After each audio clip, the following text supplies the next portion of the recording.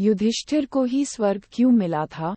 परीक्षित को हस्तिनापुर का साम्राज्य सौंपने के बाद युधिष्ठिर पत्नी और भाइयों के साथ हिमालय की तरफ प्रस्थान करते हैं।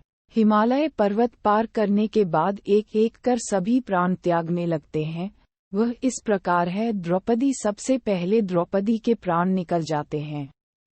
युधिष्ठिर ने कहा, द्रौपदी के लिए हम पांचों बराबर थे, लेकिन वह अर्जुन को ज्यादा चाहती थी, इसलिए वह पक्षपात करती थी, इसलिए उसे स्वर्ग पहुंचने से पहले प्रयाण करने पड़े। सहदेव अगला नंबर सहदेव का था। सहदेव के गिरते ही युधिष्ठिर ने कहा, सहदेव अपने सभी भाइयों की तरह ही गुणवान था, लेकिन उसे अपनी बुद्धिमत्ता पर गौरव और घमंड था। सहदेव को लगता था कि कोई भी उससे श्रेष्ठ नहीं है।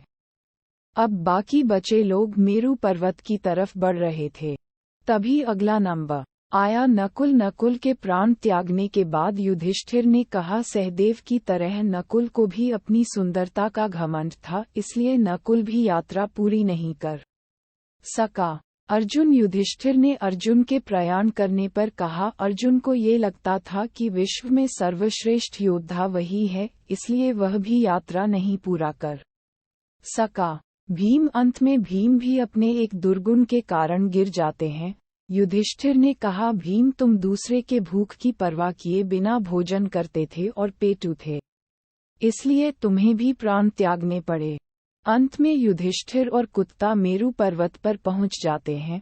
वहां इंद्र से मुलाकात होती है। फिर आगे की कहानी आपको पता होगा। युधिष्ठिर को स्वर्ग क्यों मिला? युधिष्ठिर धर्म के साथ थे और जुआ भी क्षत्रिय धर्म का पालन करने के लिए उन्होंने खेला था।